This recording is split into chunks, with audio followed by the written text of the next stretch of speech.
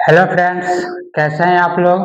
अच्छे ही होंगे, पूरी उम्मीद के साथ मैं बोल रहा हूँ।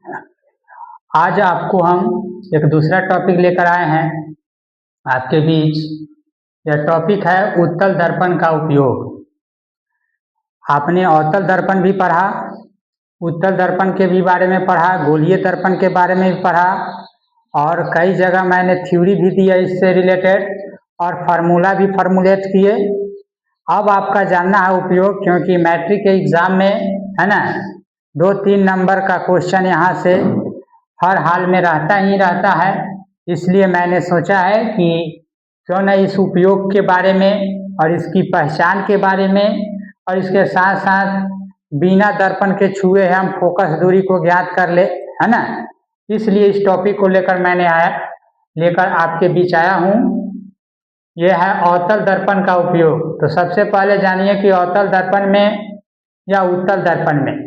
तो पहले है अवतल दर्पण का उपयोग, तो मैंने पढ़ा दिया है और उसकी व्याख्या भी कर दी है, लेकिन उत्तल दर्पण का उपयोग मैंने नहीं पढ़ाया था। तो आज जान लीजिए कि उत्तल दर्पण का उपयोग में सबसे पहला उपयोग जो होता है कि मोटरसाइकिल या मोटर गाड़ी के साइड मिरर के रूप में हम लोग उत्तल दर्पण का उपयोग करते हैं।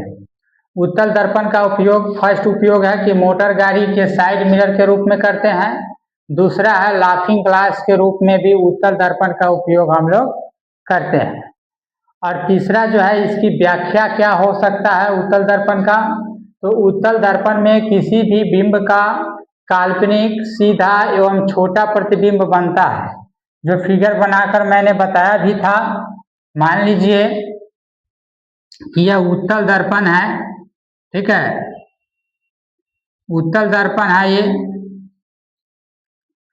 और इसमें काल्पनिक बनता है प्रतिबिंब, ठीक है। अगर बिंब को हम यहाँ पर निर्धारित करते हैं तो यहाँ से ऐसे जाएगा इस तरीके से, उसके बाद ये फोकस से होकर गुजरेगा, ठीक है। और ये जो है आपका सेंटर ऑफ कर्वेचर है। तो हम इसको मिलाते हैं एक लाइन सेंटर ऑफ कर्वेचर से, तो आप देखेंगे कि सीधा बनेगा प्रतिबिंब। क्या बनेगा? सीधा बनेगा।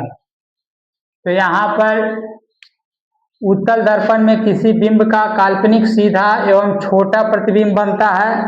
तो ये किसी बिंब है, कोई बिंब है उत्तल दर्पण में, और इसका जो प्रतिबिंब है छोटा बन रहा है, सीधा बन रहा है और काल्पनिक बन रहा है, ठीक है, बनता है। अतः इस दर्पण द्वारा एक विस्तृत क्षेत्र का प्रतिबिंब छोटे से दर्पण में ही बन जाता है।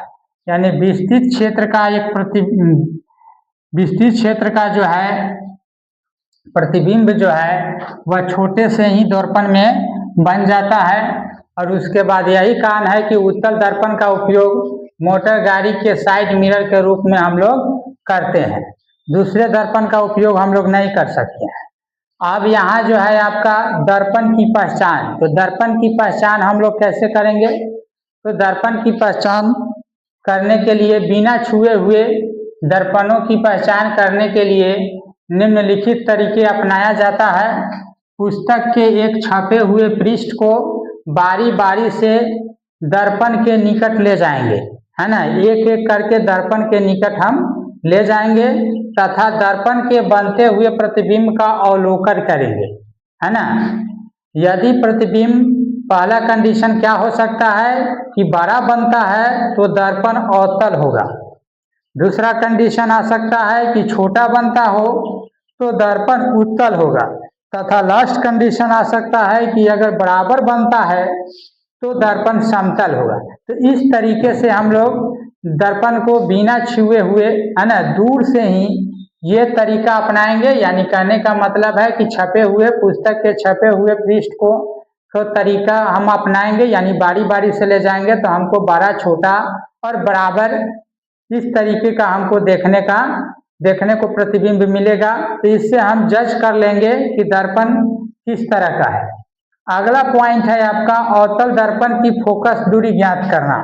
तो अवतल दर्पण की फोकस दूरी हम लोग कैसे ज्ञात करेंगे, है ना।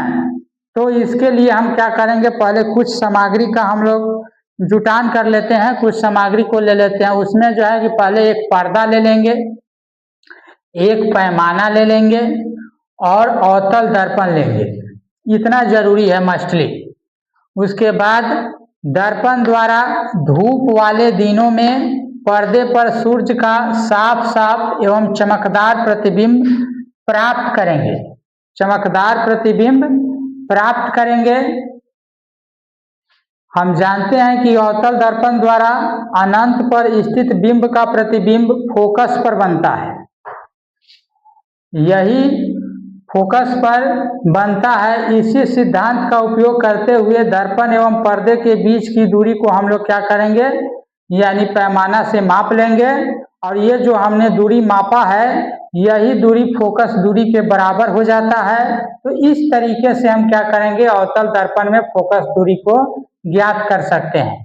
तो ठीक है दोस्तों, आपको समझ में आया होगा। और कैसा लगा वीडियो, इसको आप क्या कीजिएगा, इस चैनल पर बने रहिएगा और लाइक कीजिएगा, सब्सक्राइब कीजिएगा और कमेंट में भी लिखिएगा। और इसके साथ साथ जहाँ समझ में न आया हो तो उसके लिए भी आप कमेंट कीजिएगा। अगला वीडियो जो है आपको फिर हम नेक्स्ट है ना सुबह यानी 5 बजे मैं अपलोड कर दूंगा।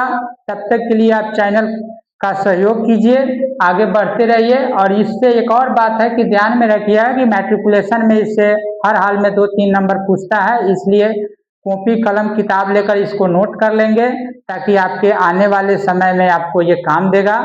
ठीक है, दैट्स ऑल, थैंक यू।